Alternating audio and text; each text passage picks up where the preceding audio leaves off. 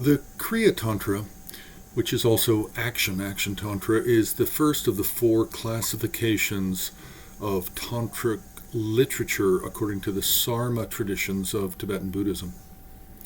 Now, we have these four classes, but there's many different ways of putting in different texts into different systems, cataloging them in different ways.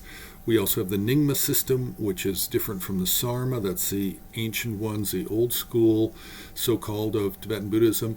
The Sarma schools are the new schools, meaning the new traditions that came after really after the 11th century, we're looking at after the 10th century. So we're looking at Kadam, Sakya, Kagyu, Marpa Kagyu, Shangpa Kagyu, Jonangpa, Gelugpa, all of the different various traditions that came.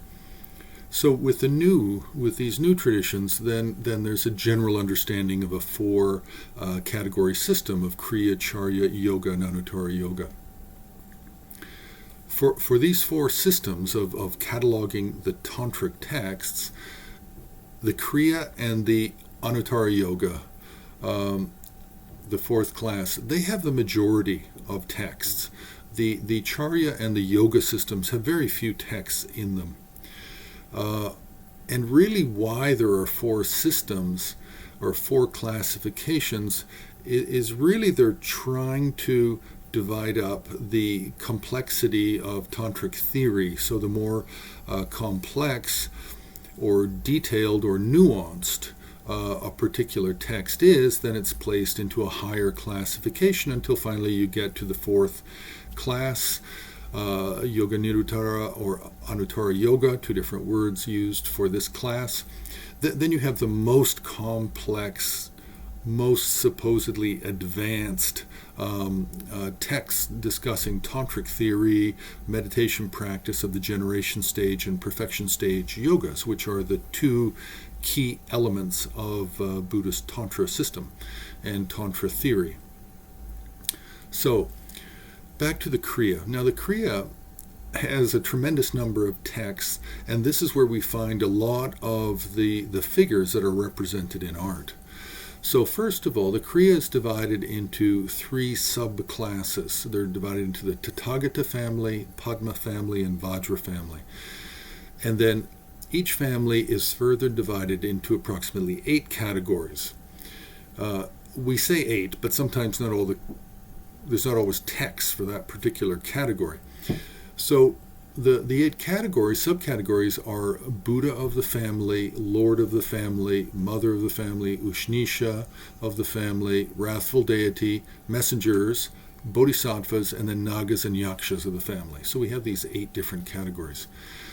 Now, the main Buddha of the Tatagata family is Shakyamuni Buddha.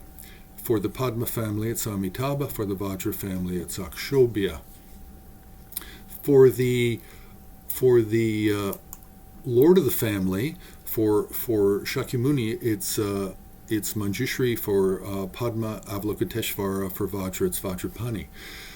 For the mother of the family, for the Tathagata family, it's actually 3 different deities are there: Marichi, Pancharaksha, and Mahavidya. For the Padma family, it's Tara, and for the Vajra family, then it's a deity that we actually don't see in art. So it's not a name that's really recognizable, but it's a Vajrajitana. So I have not yet found any representations. So we have these 3 subcategories which hold a tremendous number of the very common deity forms that we see in Tantra, such as Ushnisha Vijaya, Medicine Buddha, Parnashavari, Burkumkuta, many Pancharaksha, forms of Akshobhya. There's many different forms that are represented.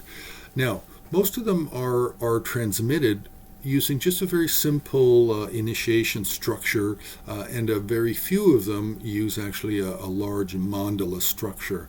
So we have to remember that the Kriya Tantras are the less evolved and the less sophisticated theoretically, of Buddhist Tantra. But important nonetheless. But we should also remember that these 4 categories of Buddhist Tantra, the Kriya Yoga and Anuttara Yoga, these are really academic.